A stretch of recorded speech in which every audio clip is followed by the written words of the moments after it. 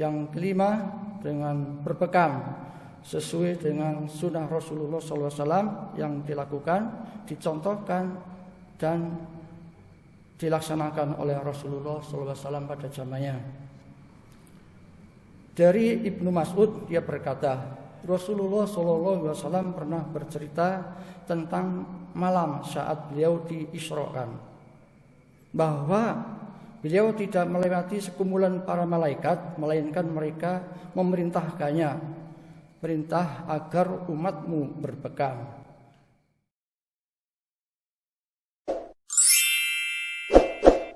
Assalamualaikum warahmatullahi wabarakatuh. Innal hamdalillah nahmaduhu wa nasta'inuhu wa nastaghfiruh wa na'udzu billahi min shururi anfusina wa min sayyiati a'malina. May yahdihillahu fala mudilla lahu wa may yudlil fala hadiya lahu. Asyhadu an la ilaha illallah wahdahu la syarika lahu wa asyhadu anna Muhammadan abduhu wa rasuluh. Allahumma sholli wa sallim ala sayyidina Muhammadin wa ala alihi wa sahbihi wa barik wa sallim ajma'in. Amma ba'd. Hadirin jamaah salat subuh yang dirahmati Allah SWT, tiada kata yang lebih indah selain lantunan syukur kehadirat Allah SWT, Rabb pencipta alam semesta ini, atas limpahan rahmat dan karunia-Nya. Pada kesempatan subuh kali ini kita masih bisa hadir di masjid yang kita cintai dalam rangka melaksanakan sholat subuh berjamaah. Salawat serta salam marilah kita senantiasa curahkan kepada junjungan kita Nabi besar Muhammad SAW beserta keluarga dan sahabat-sahabatnya serta pengikutnya sampai akhir zaman. Mudah-mudahan dengan izin Allah kita yang sekarang dikumpulkan di tempat yang mulia ini, dengan harapan nanti di akhirat dikumpulkan di surganya Allah Subhanahu wa taala. Amin ya rabbil alamin. Hadirin jemaah salat subuh yang dirahmati Allah Subhanahu wa taala, mestinya pagi hari ini adalah Ustadz Erik untuk kultum subuh, namun beliaunya tidak hadir, maka saya mengisi kekosongan. Pada subuh kali ini kami coba mengangkat tema pola hidup sehat menurut Islam. Cara dan pola hidup yang diridhoi Allah Subhanahu wa taala ini tentu tidak terkecuali dalam menjaga kesehatan badan kita. Dalam hal ini Islam telah mengajarkan kepada kita tentang pola hidup sehat yang telah dilaksanakan oleh umat Islam semenjak zaman awal perkembangan Islam itu sendiri, sebelum ditemukan cara dan pola hidup sehat zaman modern sekarang ini. Adapun cara dan pola hidup sehat di dalam Islam antara lain, yang pertama, makan dengan makanan yang baik dan tidak berlebih-lebihan. Para ahli kesehatan telah memberikan gambaran bahwa penyebab timbulnya penyakit pada tubuh manusia pada dasarnya disebabkan karena faktor kejiwaan dan pola makan. Mengkonsumsi makanan yang kurang baik dan berlebih-lebihan bisa menimbulkan berbagai macam penyakit yang menyerang pada organ tubuh manusia. Oleh karena itu kita harus menghindari pola makan yang demikian itu. Allah Subhanahu wa taala berfirman, ya ayyuhalladzina amanu kulu min thayyibati wa razaqnakum wasburu lillahi in kuntum iyyahu ta'budun.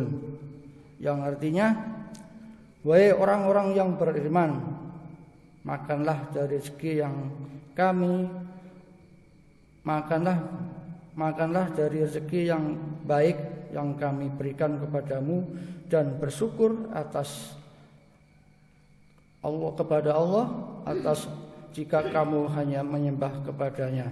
Quran surat Al-Baqarah ayat 172.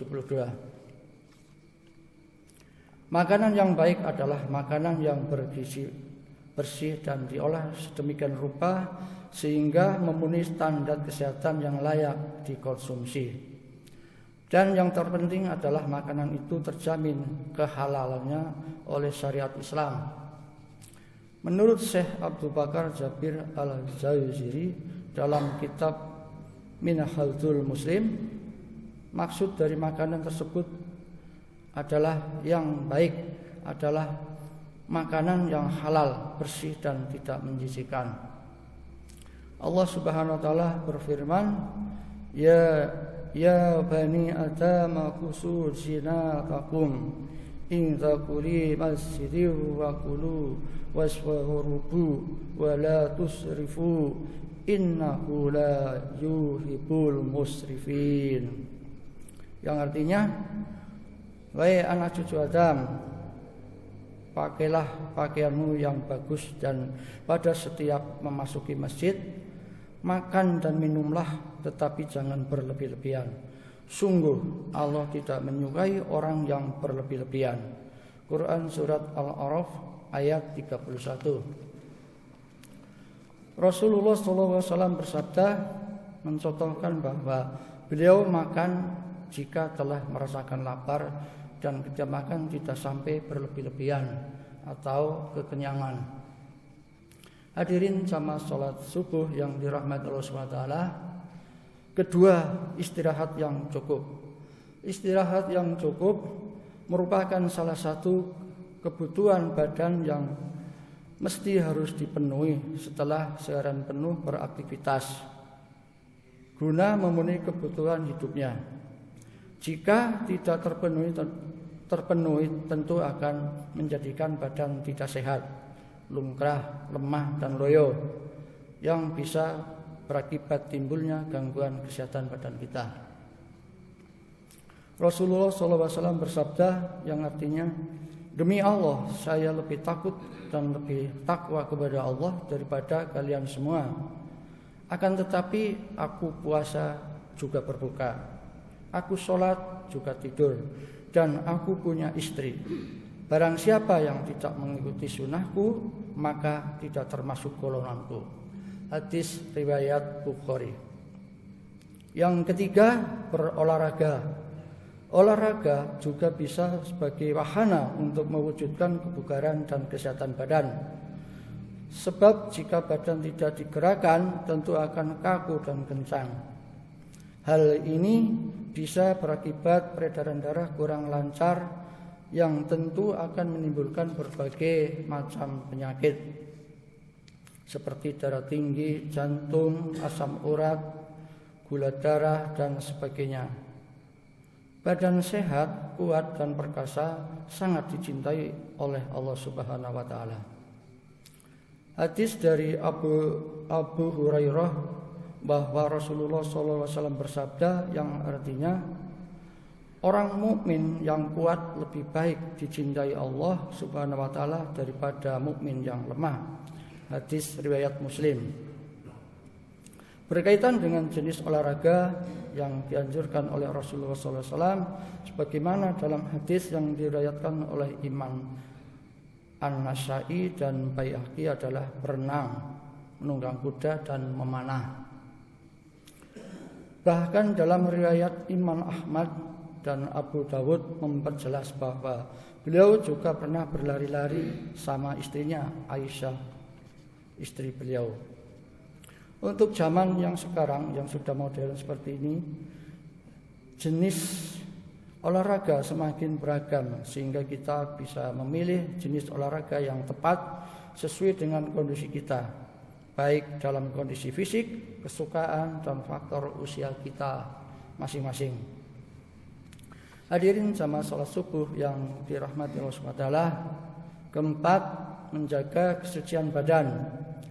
Badan dan pakaian, lingkungan hidup yang bersih akan tampak indah, rapi dan asri, yang secara fisiologis akan menambah kepercayaan diri dalam berinteraksi dengan orang lain. Sebaliknya, badan, pakaian dan lingkungan yang kotor dan najis tentu akan menimbulkan berbagai macam penyakit. Maka secara khusus Allah memerintahkan agar kita selalu berpakaian yang selalu bersih dan suci. Yang kelima, dengan berbekam sesuai dengan sunnah Rasulullah SAW yang dilakukan, dicontohkan dan dilaksanakan oleh Rasulullah SAW pada zamannya. Dari Ibnu Mas'ud dia berkata, Rasulullah SAW pernah bercerita tentang malam saat beliau diisrokan, bahwa beliau tidak melewati sekumpulan para malaikat, melainkan mereka memerintahkannya, perintah agar umatmu berpegang. Hadis riwayat Tirmidzi nomor 2053 dan Ibnu Majah nomor 3477. Kemudian manfaat berpegang antara lain adalah: 1. Menstabilkan tekanan darah. 2. Melancarkan peredaran darah. Yang ketiga, mengeluarkan sitokin dalam badan. 4. Mengembalikan paras normal kolesterol dan asam urat.